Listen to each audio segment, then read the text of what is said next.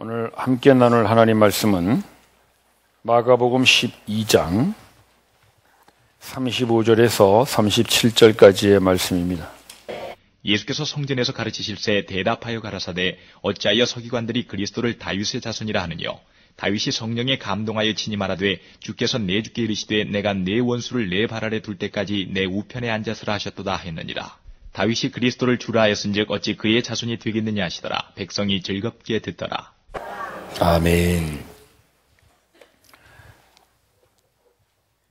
한때 안녕들 하십니까? 라는 그런 말이 유행한 적이 있었습니다. 안녕하지 못한 우리 사회를 풍자하는 그런 이제 젊은이들의 인사였죠. 요즘 이제 뉴스 보도를 보면은 그 인사를 저는 이렇게 좀 바꿔야 되겠구나라는 생각이 드는데, 여러분 한번 들어보세요. 제 오리지널 작품입니다. 여러분 즐거워들 하십니까? 요즘 들리는 소식들이 참 즐거운 거하고는 너무나 거리가 먼 소식들이 많이 들리는 것 같아요.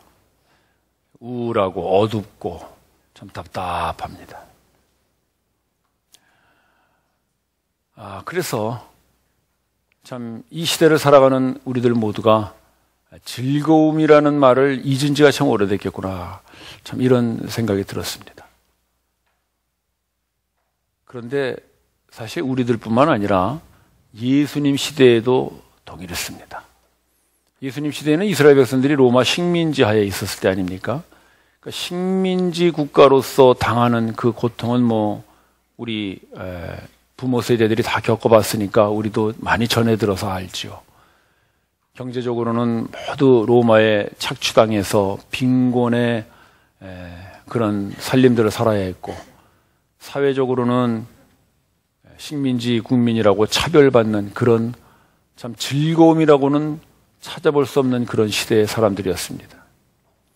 더욱이나 그 이스라엘 백성들을 내려눌렀던 무거운 것이 유대 종교의 규례들이었습니다. 원래 하나님 말씀은 정해진 계명이었죠. 근데 이 유대 종교 지도자들은 그 하나님 말씀이 계명에다가 자기들이 만들어 놓은 수많은 규례들이 있었어요. 그래서 그걸 전통과 유전이라 그럽니다. 그게 한 3,000여 가지가 됐었어요. 그러니까 사실 하나님 말씀은 딱 정해져 있는데 거기에다가 사람들이 세부 항목들을 갖다가 주렁주렁 붙여놓은 겁니다. 안식일을 거룩히 지키라고 해서 하나님의 말씀이죠. 하나님은 딱 그 한 말씀 하셨는데 유대 종교 지도자들은 안식일을 거룩히 지키는 세부 항목 해가지고 약 40가지를 거기에 달아놨어요. 그래서 문헌에 보면 참 별 기가 막힌 것들을 다 달아놨습니다. 첫째, 안식일에는 씨를 뿌리면 안 된다. 둘째, 겉옷어도 안 된다. 셋째, 곡식을 빻아서도 안 된다. 넷째, 곡식을 볶아서도 안 된다. 다섯째, 곡식을 구워서도 안 된다. 하여튼 이 안식일 규례 하나를 가지고도 백성들을 모든 조항으로 얽어매는 그런 전통들을 만들었어요. 그러니까 이 이스라엘 백성들은 육신적으로는 로마의 압좌에서 허덕이고 영적으로는 이 유대 종교의 이 규례들 속에 그냥 숨통이 막히는 그런 세상을 살았습니다. 우리도 참 신앙생활하면서 이 사람들이 만들어낸 여러 가지 이 규례들 때문에 참 숨통 막히는 그런 신앙생활들을 허덕일 때가 많지 않은가 싶어요. 저는 어렸을 때 교회 가면은 선생님이 언제나 주일에는 짜장면 사 먹으면 안 된다, 그걸 언제나 가르쳤어요. 돈 쓰지 말라는 의미로 얘기하셨겠죠. 근데 예배 마치고 보니까 선생님들이 교사회의 하는데 빵 사다 먹더라고요. 근데 그때 그랬어요. 짜장면은 먹으면 안 되고 빵은 먹어도 되는구나, 이렇게 생각했어요. 이런 것들 다 사람들이 만들어낸 규례들이죠. 여러분, 주일날 짜장면 드셔도 괜찮습니다. 이런 것들을 사람들은 전부 어떤 그 신앙의 조례들로 만들어가지고 교회에 오면 무언가 좀 무거운 짐을 내려놓는다 그래서 왔는데, 오히려 오면은 그냥 이거 하지 마라, 저거 하지 마라, 오히려 짐들을 더 많이 져가지고, 아이고 나는 아무래도 좀 수신제가 하고 나서 교회를 나가야 되겠어. 이렇게 교회를 떠나는 사람들이 실제로 있습니다. 저는 예전에 그런 적도 있었어요. 젊었을 때 교회를 갔더니 그 아마 젊은 전도사님이었는데 신학생이었나 봐요. 뭐 강의를 하는데 자꾸 영어를 쓰더라고요. 근데 그때 영어에 좀 컴플렉스가 있었어요. 영어를 잘 못했거든. 아, 교회를 다니려면 영어를 잘해야 다니는구나. 영어 공부를 많이 해가지고 다시 와야지. 그래서 제가 젊었을 때 교회를 떠난 적도 있었어요. 여러분, 영어 잘해야 교회 오는 건 사람이 만들어낸 것이지 하나님의 말씀이 아닙니다. 이런 것들이 우리를 확 내려누르는 것 같이 이스라엘 백성들을 여러 가지 것들이 얽어매고 조아매고 이런 시대에 이 사람들이 살았습니다. 그래서 바깥으로는 그런 로마의 압자에 안으로는 종교적 규례 속에 답답하게 지내는 이 사람들, 그 사람들에게 있어서의 즐거움이나 기쁨이라는 단어는 참 찾아보기가 어려웠죠. 그런데 오늘 이 백성들이 즐거워하는 모습을 오늘 성경이 기록하고 있습니다. 한번 보시죠. 37절 후반부에 보시면 백성들이 어떻게 들었어요? 즐겁게 들었어요. 참 오랜만에 들어보는 그런 수식어입니다. 즐겁게 들었다. 아마 마가는 이 성경을 쓰면서 특별히 이 즐겁게라는 말을 좀 강조해서 썼던 것 같아요. 제가 이 즐겁게라는 단어를 찾아보니까 크게 기쁘게 이런 뜻도 있는 말씀이고요. 유쾌하게 이런 말씀도 있는 얘기예요. 그래서 이 말씀을 가만히 이렇게 묵상해 보면 이 백성들이 그렇게 듣지 않았을까 싶어요. 예수님 말씀을 들으면서 아주 환히 웃으면서 시원하게 표정이 확 밝아지는 것이죠. 여러분, 예수님의 말씀을 제대로 들으면 우리의 표정이 환히 밝아질 줄로 믿습니다. 그래서 여러분들이 교회 와서 하나님 말씀 들으면서요, 표정이 환히 밝아지면 제대로 들은 것입니다. 근데 하나님 말씀을 들어도 그냥 괜히 무언가 짐스럽고 중압감이 느껴진다. 여기 또 프랭카드가 하나 붙어 있어. 성서 아카데미. 아이고, 또 뭐 교회 오라고 그러는구만. 그건 하나님의 말씀으로 듣는 것이 아닙니다, 여러분. 성서 아카데미 저런 걸 보면서 야, 내가 또 하나님의 말씀을 듣고 즐거워할 수 있는 기회가 생겼구나. 할렐루야. 몇 월 며칠이지? 아, 2월 2일이구만. 그날을 달력에 이렇게 동그라미 치는 그런 분들이 바로 하나님의 말씀을 즐겁게 듣는 분들인 줄로 믿습니다. 아멘이 아까보다 훨씬 줄어드는 것 같아요. 따라서 여러분, 우리가 예수님의 말씀을 아침마다 묵상을 하고 주일마다 설교를 듣고 이렇게 하는데 이 예수님의 말씀에서 여러분들이 즐거움을 회복해야 됩니다. 제가 여러분들에게 매주 설교합니다마는 제 설교가 행여라도 여러분들에게 즐거움을 주지 못하고 짐을 주고 부담을 준다면 여러분, 제 설교를 무시해도 좋습니다. 그건 하나님의 말씀이 아닙니다. 예수님의 말씀이 아닙니다. 예수님의 말씀은 우리의 즐겁지 않은 인생을 즐겁게 바꿔주시고 우리의 기쁨 없는 세대를 기쁨으로 바꾸어주시는 복음의 말씀인 줄을 믿으십시오. 예수님의 말씀을 듣는 사람은 즐거워하는 것입니다. 표정이 달라지는 것입니다. 여러분, 옆에 분 한번 잠깐 보시기 바랍니다.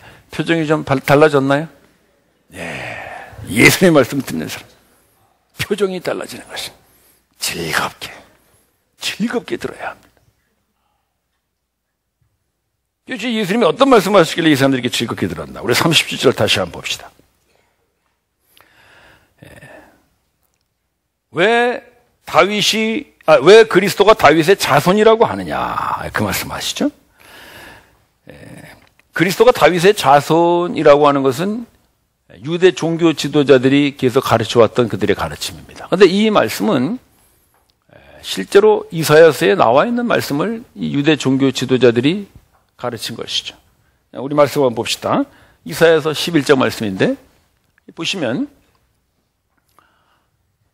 이새 줄기에서 한 싹이 나서 이게 이제 장차 오실 그들의 구원자 그리스도를 약속하는 말씀이거든요. 그 이새 줄기에서 나온 싹에게 하나님의 신이 임한다 이런 말입니다. 그러니까 장차 오실 그리스도는 이제 하나님의 신이 임하여서 우리에게는 구원을 주실 것이다. 그런 의미죠. 근데 저 이새가 누구냐면 다윗 왕의 아버지거든요. 그러니까 저 말씀에 의하면은 장차 오실 그리스도는 이새의 아들 다윗, 그 다윗의 줄기를 따라서 오는 다윗의 자손일 것이다. 이렇게 가르친 것입니다. 맞죠? 그리스도는 다윗의 계통으로 오시죠. 그런데 그 다윗의 자손으로 온다는 것을 이 유대 종교 지도자들은 이스라엘 백성들에게 가르치면서 장차 오실 그리스도는 다윗의 자손으로 오면 누구로 온다는 거예요? 왕손으로 온다는 거죠. 왕손. 그러니까 일반 서민들이 들을 때는 역시 그리스도도 우리와는 다른 그런 왕의 후손으로 오는구나. 그렇게 이 사람들은 들을 수밖에 없는 거죠. 왜냐하면 언제나 그런 로마의 압제하에 또 유대 종교의 그런 압제하에 그렇게 이렇게 그 눌림받고 사는 사람들이기 때문에 구원자가 온다고 할지라도 그 사람이 우리를 구원한다고 할지라도 그 사람은 역시 다윗의 후손으로 오는 다윗의 자손으로 오는 그런 왕손으로 오는구나. 이렇게 이 사람들이 받아들이는 거예요.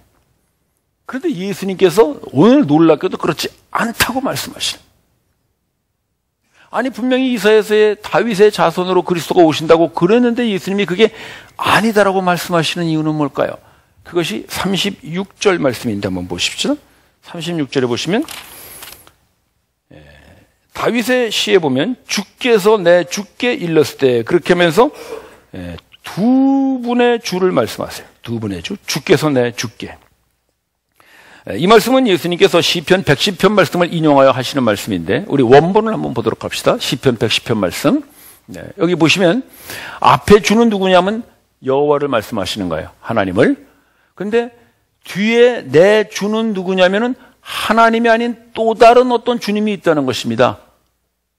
그러니까 하나님께서 내 주께 말씀하셨다고 다윗이 고백하는 걸로 보면은 하나님이 있고 또 다윗이 고백하는 내 주가 있는데 그 주가 누구겠느냐?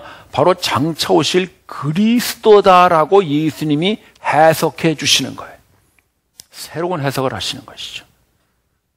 따라서 예수님은 장차 오시는 그리스도인데 다윗의 후손으로 오기는 오지만은 실제는 다윗이 이 세상에 태어나기도 전에 하나님과 이미 먼저 계셨던 분이다라는 것을 예수님이 말씀하세요. 그것을 그리스도의 선제성이라고 합니다. 먼저 선 있을제.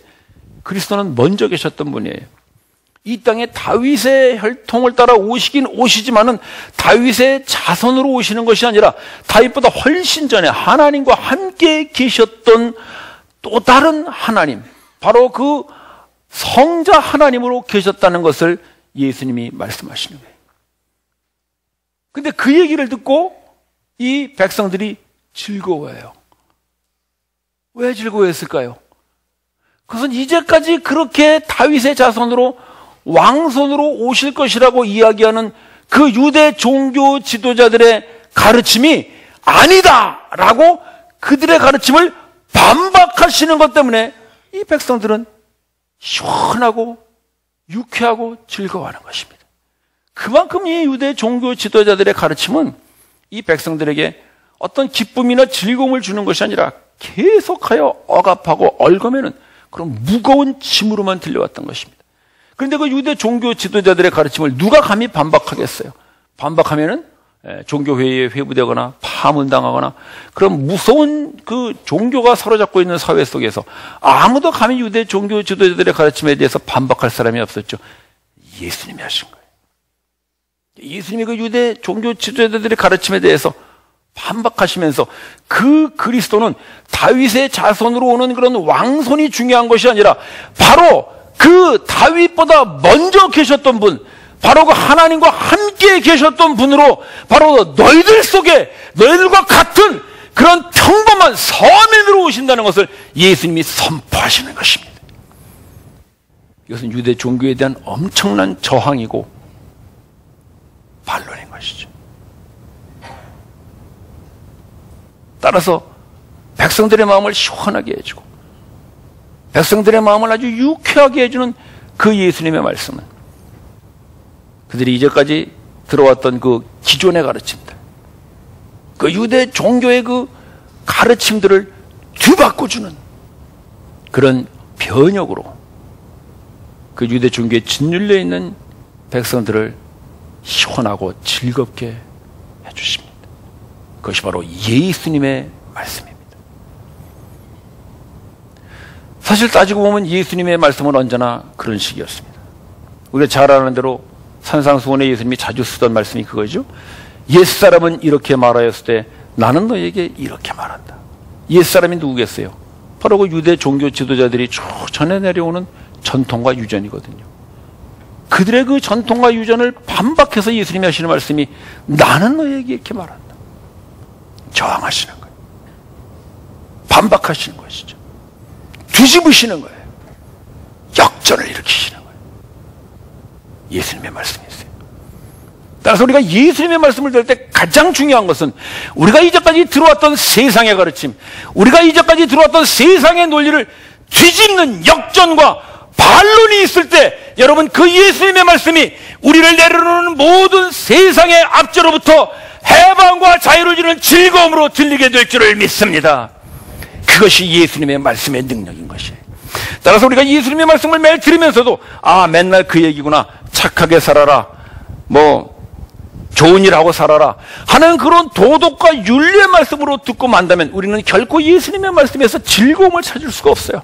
그것은 공자님의 말씀이나 부처님의 말씀이나 누구의 말씀이나 다 똑같은 선생님들의 이야기일 뿐이지 이것이 우리의 생각과 우리의 가치관과 이 세대의 흐름을 뒤바꾸는 능력이며 생명이 될 수 없는 것입니다, 여러분. 따라서 우리가 예수님의 말씀을 들을 때 우리가 정말 이 말씀에서 즐거움을 찾을 수 있는 것은 이 말씀으로 말미암아 이 세대를 향한 우리의 저항의 능력이 생겨날 때 이 말씀 우리를 즐겁고 시원하게 해줄 줄을 믿습니다. 이 세대를 본받지 않고 이 세대를 향하여 거슬러 올라갈 수 있는 그런 힘과 용기가 생길 때 우리는 이 말씀으로 용기를 얻고 즐거움을 얻는 그런 통쾌한 말씀이 될 줄을 믿으십시오. 그것이 우리가 예수님의 말씀을 듣는 이유인 것입니다. 그것이 우리가 예수님의 말씀을 들어야 되는 이유인 것입니다. 따라서 여러분 예수님의 말씀을 읽고 들을 때마다 이 말씀이 나의 무엇을 바꿔줄 것인가? 이 세상의 논리에 무엇을 바꿔줄 것인가?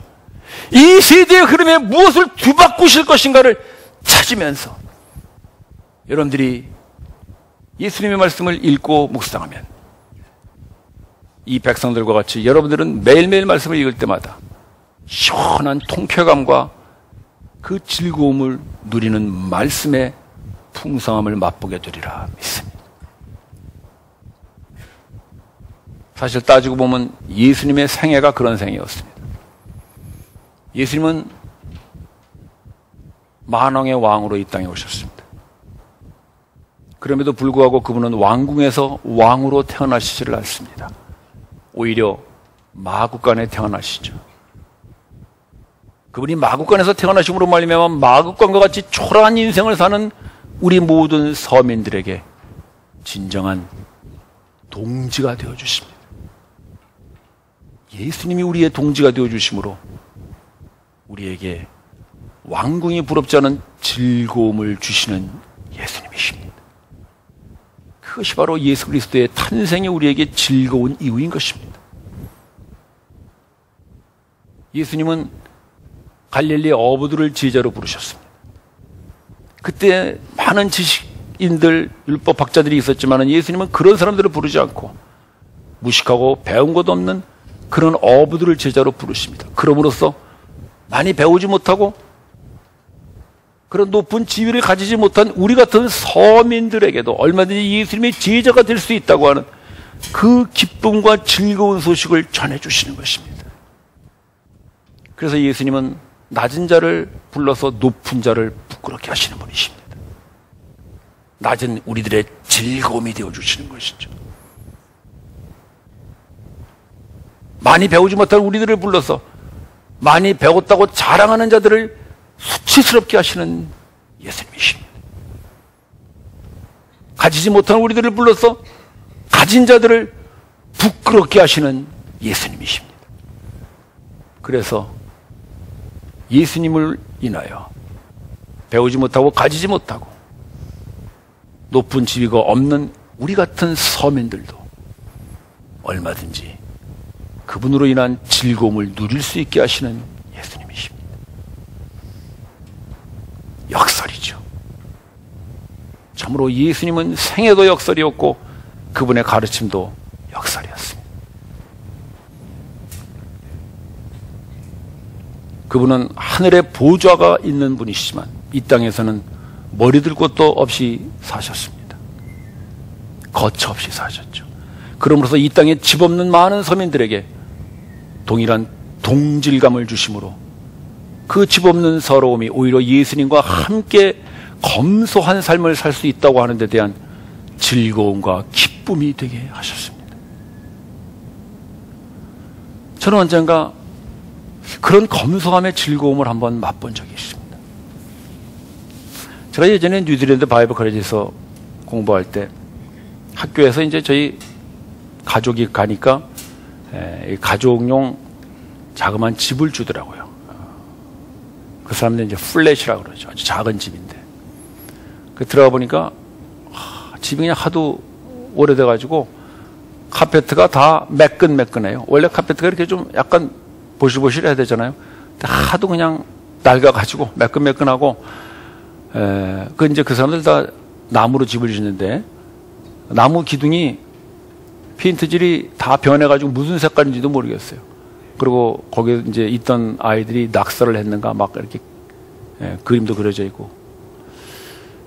근데 참 그 집에 들어가서 다 이렇게 짐을 푸는데 갑자기 나도 이제 예수님만큼이나 검소하게 사는 대열에 섰구나. 그런 마음이 들면서 갑자기 속에서부터 막 어떻게 말할 수 없는 그런 그 근질근질한 그 뭐라 그럴까요? 그 유쾌함이랄까요? 그 즐거움이 막 솟아나는 거예요. 저는 바이블 college 가기 전에 50평짜리 아파트 살았습니다. 방 4개짜리. 식구가 셋인데 방이 4개야. 우리 딸이 어렸을 때 하도 집이 커가지고 우리 딸을 안고 달리기를 했어, 이렇게. 거실에서. 저는 그걸 자랑이라고 생각하고 살았죠. 아파트 평수 늘리는 것이 제 인생의 목적이었죠. 제가 하여튼 간에 하도 집을 많이 옮겨 다녀가지고 한번 주민등록등본 띄워보니까요. 더 쓸 데가 없어가지고 주소를 뒷장에다 써놨더라고. 10년인가 됐는데 12번인가 이사를 했어. 어쨌든 간에 한 평이라도 늘려보려고 이리 옮기고 저리 옮기고.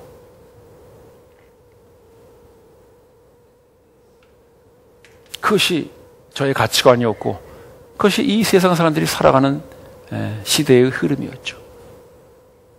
근데 제가 그곳에 가서 다 그 작은 집에서 살면서 이제 정말 내가 느낄 수 있는 즐거움이라는 것은 다른 데 있구나. 그런 생각을 하니까 그것이 저에게 즐거움이 됐습니다. 형제 자매 여러분, 성도의 즐거움은 세상 사람들이 가지는 즐거움과는 다릅니다. 여러분들이 예수를 믿는 성도로서 여전히 예수를 통하여 세상의 즐거움을 찾기 위하여 살아간다면 여러분들은 계속 신앙생활에 실패할 수밖에 없습니다. 예수 믿는 게 뭐 이런가라고 여러분은 언제나 그 예수 믿는 것이 짐스럽고 무거운 부담일 수밖에 없습니다. 그러나 오늘 예수님의 이 주시는 즐거움으로 여러분들의 즐거움을 바꿔가시길 바랍니다.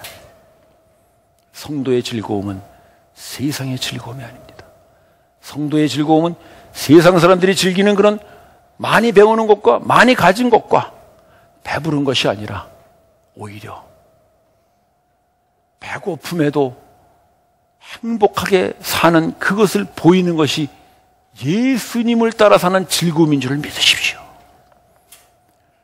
가진 것이 없어도 전혀 불행하지 않게 행복하게 살아가는 그것을 보이는 것이 바로 예수님을 따르는 성도의 즐거움인 줄을 믿으십시오. 그것이 바로 예수님께서 우리에게 주시는 즐거움입니다. 그래서 그분의 온 생애가 그런 것이었습니다. 드디어는 예수님은 마지막 십자가에서까지 그 즐거움을 우리에게 보이셨습니다. 그분은 죽음으로 드디어는 이 세상의 사망이 에워싸고 있는 그 두려움을 깨뜨리시는 부활의 즐거움을 선포하셨습니다. 할렐루야. 그것이 기독교입니다. 그것이 우리가 믿는 기독교 신앙이고 그것이 우리가 믿는 십자가의 신앙입니다. 그분은 채찍에 맞음으로 우리의 모든 두려움을 가져오는 질병을 깨뜨리는 치유의 즐거움을 선포하셨습니다. 할렐루야. 그것이 우리 성도의 즐거움인 것입니다. 그분은 침뱉음을 당하면서 그 모독당하는 두려움을 그분이 높아지는 존귀함의 즐거움으로 바꾸셨습니다. 그게 우리 성도의 즐거움입니다. 그게 예수께서 우리에게 주는 즐거움이고 우리가 받아 누려야 하는 즐거움입니다. 형제자매 여러분, 여러분들이 얼마든지 내주장할 수 있고 여러분들이 얼마든지 큰 소리 칠 수 있는 그 자리에서 예수님의 가르침을 따라 그 자리에서 여러분들이 참고 인내할 때 여러분들은 소리쳐서 얻는 즐거움보다 훨씬 더 큰 즐거움을 경험하게 되리라 믿으십시오. 그것이 예수님이 주시는 즐거움입니다. 여러분들이 빼앗을 수 있는 자리에서 예수님의 말씀을 생각하여 내어주고 양보할 때 여러분들이 가지는 그 즐거움은 세상 사람이 상상할 수 없는, 세상 사람은 도저히 흉내낼 수 없는 그런 예수 믿는 성도의 즐거움으로 여러분들이 느끼게 될 것을 믿으십시오. 그게 성도의 즐거움입니다. 우리도 얼마든지 할 말 있고 큰 소리 칠 수 있죠. 그러나 오른뺨을 때리는 자에게 마주서서 때리는 것이 아니라 왼뺨을 내어 밀 때의 그 즐거움이 성도의 즐거움인 것입니다. 속옷을 달라는 자에게 겉옷까지 내어줄 때 누릴 수 있는 그 즐거움, 오리를 가자는 자에게 심리까지 가줄 때 누릴 수 있는 그 즐거움, 그것이 성도의 즐거움입니다. 따라서 예수님께서 우리에게 주시는 즐거움이라는 것은 이 세대와 이 모든 세상 사람들의 논리와 가르침을 뒤집어 엎는 역설과 뒤바꿈의 즐거움입니다. 우리 모두가 예수님을 믿고 예수님의 말씀을 들으면서 이 세상 그 역전과 역설의 즐거움을 누리는 그런 우리의 나날이 되기를 바랍니다.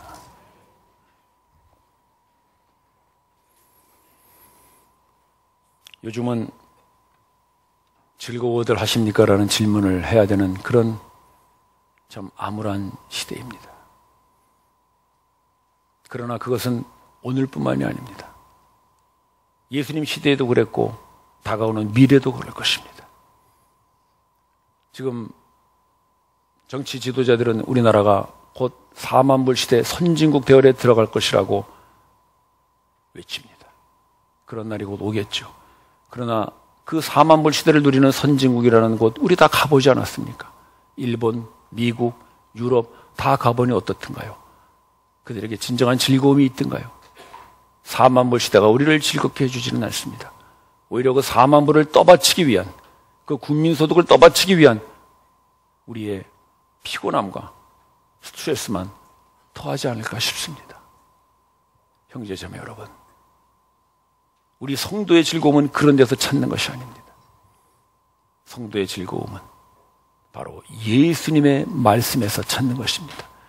그분의 말씀이 이 세대를 저항하여 굳건하게 설 수 있는 우리의 용기와 힘이 되어질 때 우리는 비록 가진 것 없어도 가진 것 이상의 행복을 즐거움으로 내세울 수 있고, 배운 것 없어도 배운 것 이상의 즐거움을 성경에서부터 찾을 수 있고, 높은 자리 없어도 낮은 자리에서도 얼마든지 우리의 인생의 즐거움을 내보일 수 있는 그 예수님이 주시는 즐거움으로 여러분들의 나날이 항상 기쁘고 즐거운 날이 되시기를 주님의 이름으로 축원합니다. 기도드리십시다.